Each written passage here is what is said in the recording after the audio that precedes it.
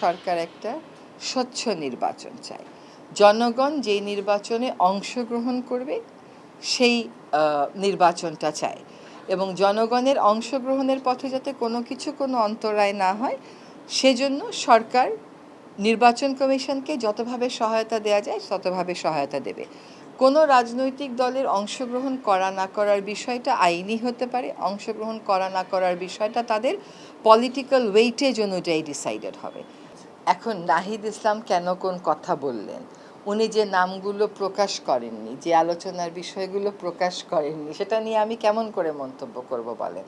আমি যেটুকুন দেখতে পাই খোলা চোখে সেটা হচ্ছে সকল রাজনৈতিক দলের মতন এই নবগঠিত রাজনৈতিক দলের সাথেও সরকারের ভালো একটা ওয়ার্কিং রিলেশনশিপ আছে।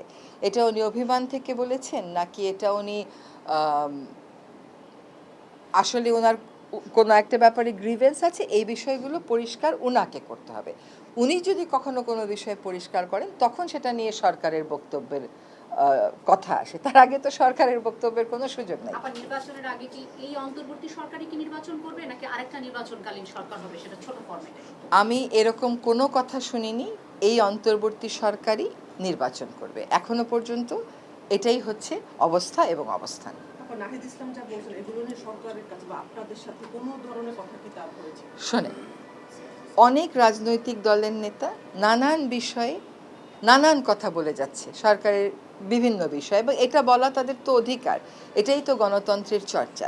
এখন প্রতিটা বিষয় নিয়ে যদি আমরা প্রতিক্রিয়া দেখাই, প্রতিটা বিষয় নিয়ে যদি আমরা চিন্তা করি, তাহলে বলেন তো আমাদের মন্ত্রণালয়গুলো আমরা কখন চালাবো? যখন কোনো একটা বিষয় আমাদেরকে আনুষ্ঠানিকভাবে জানানো হবে তখন অবশ্যই সরকার সেই বিষয় নিয়ে কথা বলবে, সে বিষয় নিয়ে কাজ করবে, সে বিষয় নিয়ে এঙ্গেজড হবে, সে বিষয় নিয়ে সকলকে জানাবে।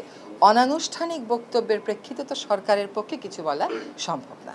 স্পেসিফিক বলা হচ্ছে যে উপদেষ্টারা সব বিদেশ চলে যাওয়ার জন্য তৈরি হচ্ছিল, এই বিষয়ে আসলে এক্সিট খুঁজছে শোনেন,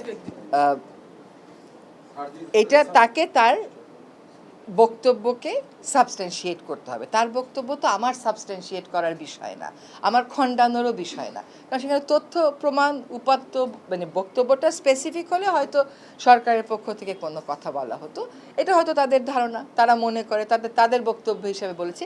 এখানে সরকারের অবস্থান নেওয়ার তো কোনো সুযোগ নেই, সরকারের বক্তব্য দেওয়ার তো কোনো সুযোগ নেই।